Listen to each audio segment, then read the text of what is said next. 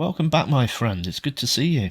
Please, take a drink, take a seat, and let us discuss the origin of the brownie.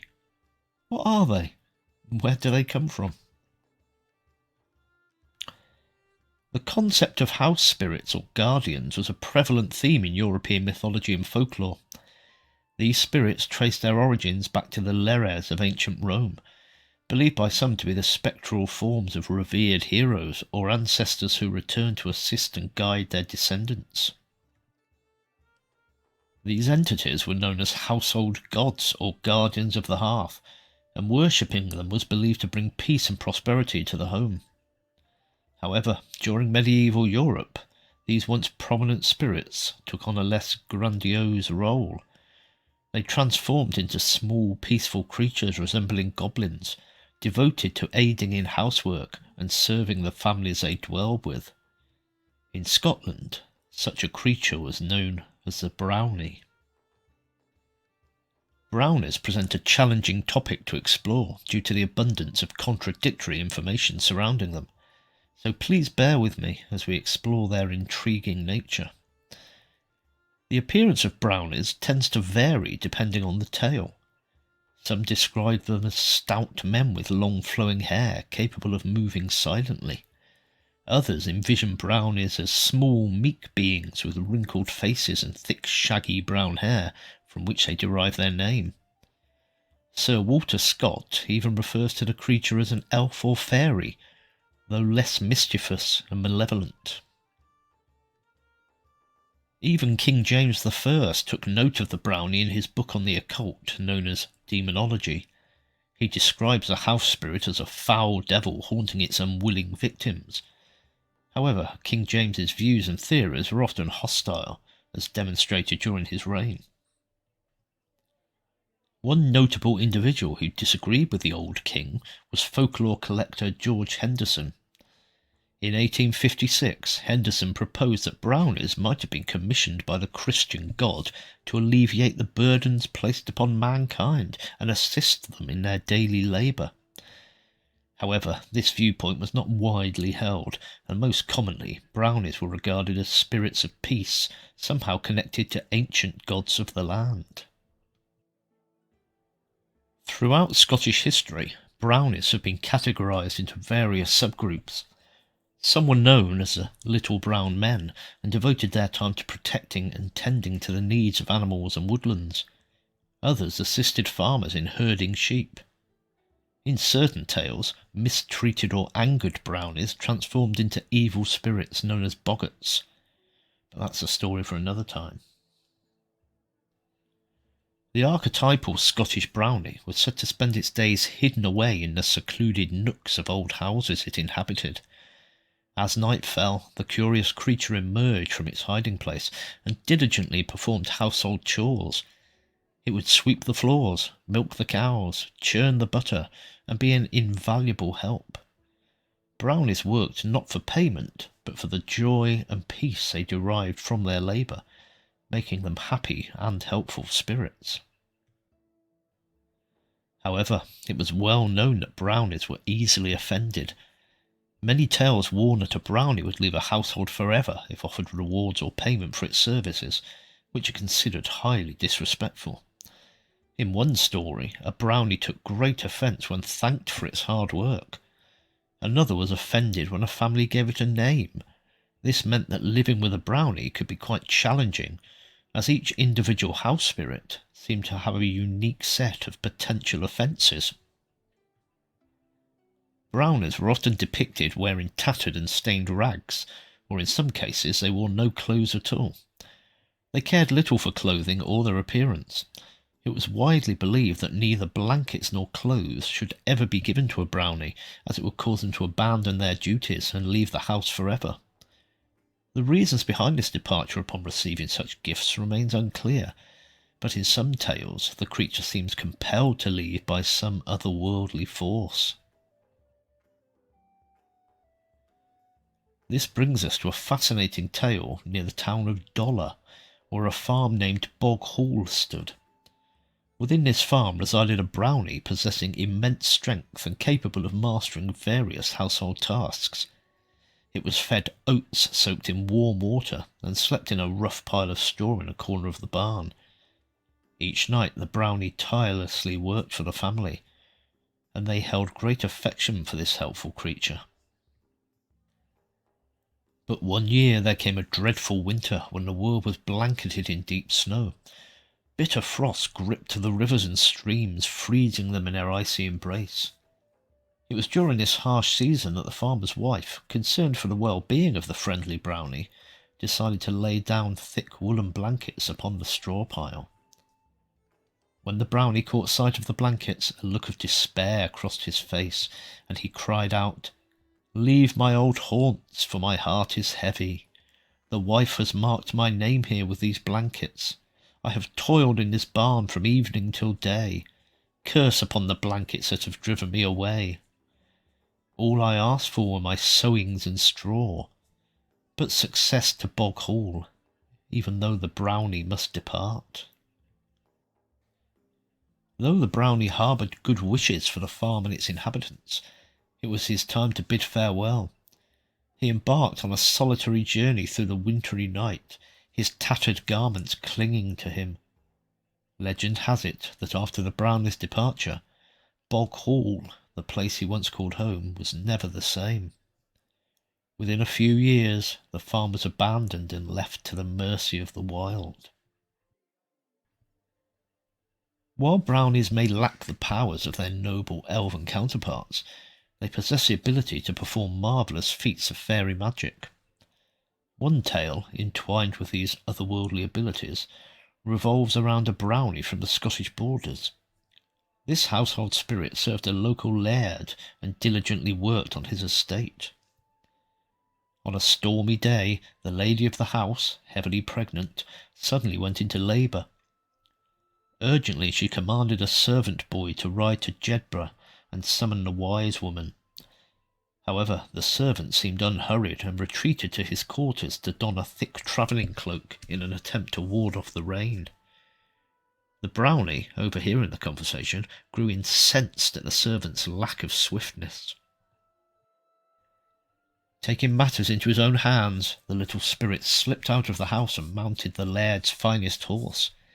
With astounding speed, unparalleled even amongst horses, the brownie rode across fields and leapt over fences, heading towards Jedburgh. Along his path stood a rickety bridge, barely holding up against a raging storm. Unperturbed, the brownie and his steed dashed across the dilapidated planks, defying the odds. Eventually they reached Jedburgh, where the brownie surprised a bewildered wise woman. He swiftly convinced her to mount the horse, and together they embarked on the journey back. Upon their return to the Tweed River, the brownie discovered that the bridge had succumbed to the merciless current, transforming into a torrent of white and blue. Unyielding, the intrepid trio plunged into the tumultuous waters. After a short time they emerged from the Tweed unscathed, carried along by the relentless current. Racing through fields and leaping over fences, the brownie and the wise woman finally arrived at the house. The awestruck wise woman was led to the lady's chambers, where she aided in the safe delivery of the newborn child. Astonishingly, only 3 or 4 minutes had passed since the servant was sent on his errand. Meanwhile, the brownie made his way to the servants' quarters, where the boy was still preparing for his journey. Enraged, the brownie scolded and thrashed the idle servant with a wooden switch, teaching him a much-deserved lesson. The grateful laird, ecstatic over the birth of his child, and touched by the brownie's heroic deeds, desired to express his gratitude to the servant boy. However, the wise woman shared her harrowing tale of the journey, prompting the laird to redirect his appreciation to the brownie instead. He summoned his tailor and ordered him to fashion a splendid green cloak using the finest wool available. Though initially hesitant, the brownie accepted the gift, recognizing the care and effort poured into its creation. He expressed his gratitude to the laird and extended his best wishes, but knew that he had to bid farewell to his service. It is said that the brownie confided in the family that he was returning to the enchanting realm of the Fae, where he would reunite with his kindred. These brownies possess not only the powers of the Fae, but also a remarkable ability to detect curses and malevolent spells. In a tale recounted by the renowned storyteller Betsy White, there lived a brownie with an exceedingly grotesque appearance. This brownie struck fear into the hearts of all the village inhabitants, except for a compassionate local miller and his wife. They, recognising the brownie's worth beyond its outward appearance, took pity on the creature. In an act of kindness, they would leave out milk and oats for the brownie, eventually forging a bond that led the spirit to assist the couple in operating the mill. As time went on, the miller's wife became pregnant, and the brownie played a crucial role in her well-being. He diligently attended to her needs, waiting patiently for the arrival of the baby. However, despite the passing of the due date, the miller's wife remained pregnant, growing gravely ill. The prospect of losing both mother and child loomed over the miller and his helper, leaving them desperate for a solution. Each day was consumed by their search for answers, until one fateful day when the brownie overheard the miller's mother boasting about casting a wicked spell on her daughter-in-law. Disapproving of the marriage, she had hoped her dark curse would bring death upon the unfortunate woman and her unborn child. The brownie, shocked by this revelation, swiftly devised a plan. In a clever manoeuvre, the brownie approached the mother, congratulating her on becoming a grandmother, and informing her that the miller's wife had given birth to a healthy child. Enraged, the mother expressed her gratitude, but swiftly dismissed the brownie, concealing her evident anger as she hurriedly left the village. Unbeknownst to her, the brownie, employing his natural talent for stealth, followed the malevolent woman deep into the woods, where he stumbled upon a small wooden hut. From his hidden vantage point, the brownie witnessed a mother forcefully banging on the door, which mysteriously swung open. Inside the hut, she engaged in a heated argument with an elderly, hunchbacked woman who was widely regarded as a witch by the villagers. The little spirit, attentive and unseen, listened intently to their conversation. It transpired that the mother had enlisted the services of the witch and received various cursed items and evil charms intended to end her daughter-in-law's life. Firstly, the witch had taught the mother how to tie a malevolent knot in the poor woman's hair. Secondly, she had presented her with raven feather pillows, reputed to bring nightmares and fever. Lastly, the witch had given her a small black cat known as the witch's familiar, which would ensure the daughter-in-law's demise. Upon learning of these wicked manifestations, the resourceful brownie raced back to the mill with utmost haste and proceeded directly to the miller's wife's bedside. There he skilfully unravelled the witch's knots from her hair, expelled the raven pillows from the house, and in a rather grim act put an end to the life of the devilish cat. That very afternoon the miller's wife gave birth to a healthy son, and the couple were overwhelmed with joy. The quick-thinking brownie continued to serve as a mill worker and a resident house spirit, safeguarding the family until the miller's mother eventually passed away from old age. Only then did the brownie bid farewell to the family, assured of their safety. Another tale featuring a slightly different brownie originates from the island of Copenhagen in the Orkneys. This minuscule island was home to a solitary farmer who tended to his cattle. During inclement weather, he sought refuge in a small hut located at the heart of the island. On one particular evening, while the farmer lay in bed, drifting off into a peaceful slumber, an extraordinary sight caught his attention. In the dim light of his hut, he spotted a peculiar naked creature standing before him. Startled, the farmer hastily threw off his covers and reached for a lamp to shed light on the situation. Now, with the room illuminated, the farmer could finally observe the creature more closely.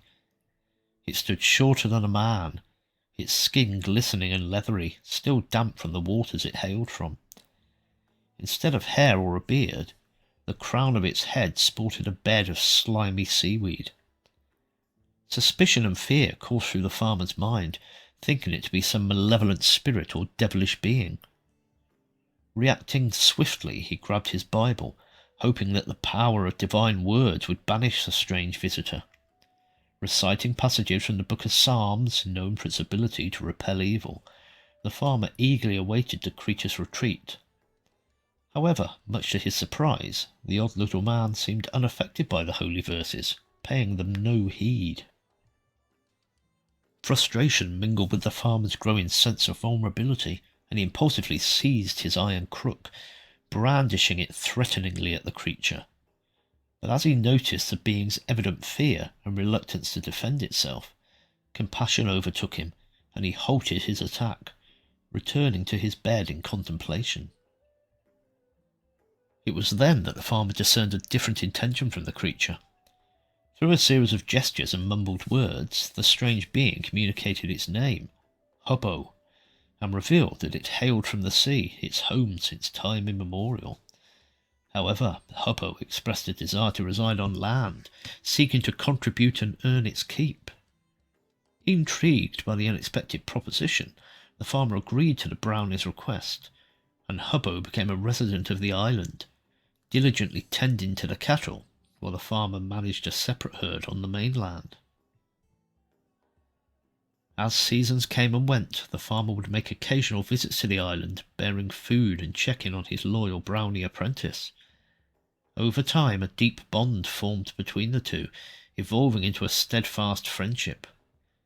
Eventually, as the farmer entered a new chapter of his life and married a woman from the mainland, he yearned to introduce his beloved wife to his oldest and dearest friend. Anticipating his wife's shock upon meeting the creature, the farmer prepared her for the encounter. However, much to his delight, instead of fear and aversion, the farmer's wife grew fond of Hubbo and his kind-hearted nature. The trio embraced their unique companionship, cherishing the enduring bond that had flourished over the years.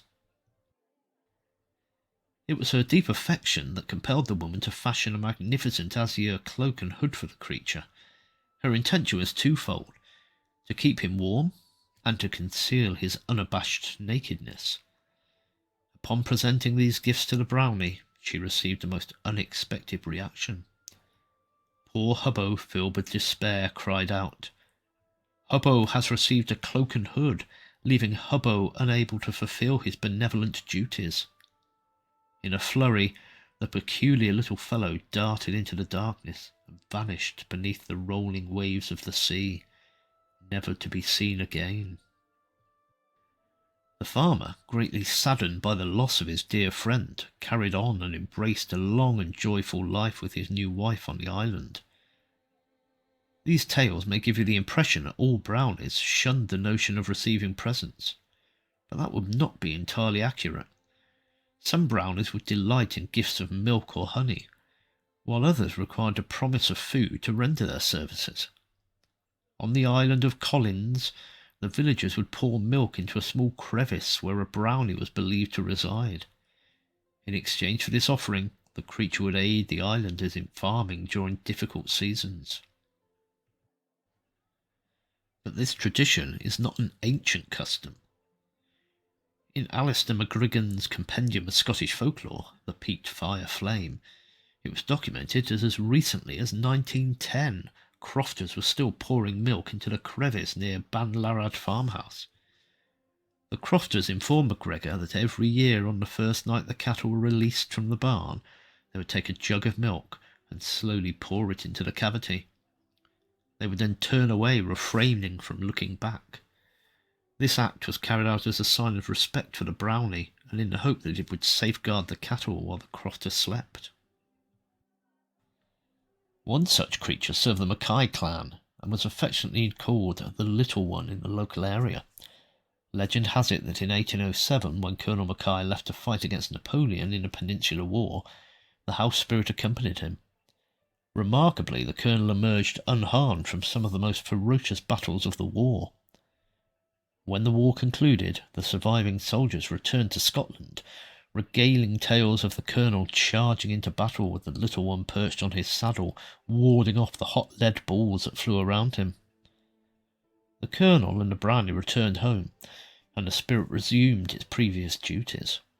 However, it now took on the additional responsibility of cleaning and preparing the colonel's uniform and armaments.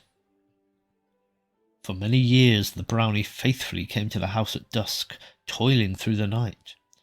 Just before daybreak he would quietly depart through the back door. However, on one harsh winter's night the colonel stumbled upon a trail of small bloody footprints leading away from the house. Concerned for his little companion, the colonel assigned his wife the task of finding shoes for the poor creature. The wife, who had never been fond of the Brownie, quickly located a pair of old and tattered shoes abandoned by one of the children, leaving them on the back doorstep. It remains uncertain whether it was a mere act of providing clothing, or the lack of consideration and appreciation shown by the colonel's wife, but the little one was never seen again. Throughout the years, countless tales have emerged involving these fascinating creatures. Perhaps I will delve into more of them on another occasion. But before I conclude, I must mention the peculiar classification of the Brownie in Scottish tradition. Many researchers of folklore and Scottish history have struggled to categorise the Brownie. While traditionally associated with fairies and the fae, the Brownie is considered distinct from them. In fact, the origins of the Brownie seem to be more recent, dating back to the 15th or 16th century, compared to the much older tales and origins of the fae. Renowned writer Sir Walter Scott famously classifies Brownies as a distinct class of beings, contrasting them from the whimsical and mischievous elves. According to the folklore researcher Catherine Briggs, there is even a possibility that Brownies may be a form of ghost or spectre, as they share connections with house spirits and could potentially be linked to the benevolent spirits of ancestors who remain in homes to assist their descendants. The term Brownie seems to have originated in the early 16th century, with the earliest accounts of these creatures stemming from the Scottish lowlands. However, tales of Brownies can be found on both sides of what is now the Scottish-English border. Nevertheless, Brownies are just one of many household spirits prevalent in British folklore. In Ireland there exists a creature known as a puka, who is reportedly bound to menial household tasks until deemed deserving of a reward. This reward often took the form of clothing, which would cause the puka to joyfully depart, grateful for its newfound freedom. On the Isle of Man in the Irish Sea, the farmers were aided by a creature called the Fenudiri, who assisted in tending cattle and harvesting crops. The Fenudiri were considered less intelligent than Brownies, as evidenced by a tale in which one of them struggles to gather a flock of sheep, only to be outwitted by a clever grey sheep, later revealed to be a hare that happened to be present in the field at the time. Moving to the north of England, we encounter a common household spirit known as the hob. These mischievous beings would lend a hand with chores around the house. However, they were known to be more troublesome than Brownies, and if offended, they could become formidable nuisances, much like their Scottish counterparts. The gift of clothing was seen as a grave offence to the hobs, often resulting in their disappearance. Venturing beyond the British Isles, we discover a sprite from Germanic folklore called the kobold. Kobolds are typically invisible, but can manifest in physical form, appearing as small human-like figures. These adaptable spirits quickly assimilate into their surroundings, adopting appropriate attire and appearances. In one tale, a kobold lived aboard a ship and would dress as a sailor and enjoy a pipe. Similar to Brownies, kobolds would assist with household tasks, but would resort to harassing and tricking the inhabitants of a house if neglected or mistreated. The Brothers Grimm also mention creatures akin to Brownies in their tale The Shoemaker and the Elves, wherein two small elves appear during the night to aid a busy shoemaker, completing his work. As a token of gratitude, the shoemaker gifts each elf a set of fine clothes before bidding them farewell, never to be seen again. The tradition of house spirits extends to the Scandinavian countries as well, where we encounter the Nissa. These creatures share some similarities with Scottish Brownies. Additionally, in Old Norse mythology, there exists a creature called the Hofboy, meaning mound dweller. This helpful goblin was said to reside in the hills and mounds of Norway. Over time, this tradition merged with Scottish folklore in the Orkney and Shetland Islands, resulting in the creature being known as the Hogboon or Hogboy. According to legend, every hill on the Scottish Islands was believed to be inhabited by its own Hogboon. An intriguing tale from that era even claimed the presence of a Hogboon living in a Neolithic burial site known as Maze How in Orkney. This spirit would safeguard and care for the ancient tomb. However, alternate versions of this story suggest that the Hogboon was actually the spirit of a deceased individual buried within the mound. So, why were these spirits so prevalent in the old world, and what purpose do these tales serve? Folklore researcher Leslie Newman proposes an explanation, suggesting that brownies served as personifications of ideal house servants. Given the widespread familiarity with the concept of brownies during that time, belief in these house spirits was exploited by both masters and servants. Workers would often attribute mishaps, breakages and other faults in their work to an ill-tempered brownie who had not been treated with respect. This tactic allows servants to deflect their own shortcomings while sending a message to their masters that improving treatment was necessary. On the other hand, masters would employ stories of brownies to motivate their servants to work diligently and behave appropriately. In many tales, brownies would punish servants who shirked their duties or brought shame upon the household. In conclusion, brownies have become an integral part of Scottish folklore, and no true Scottish home feels complete without the presence of these helpful little spirits.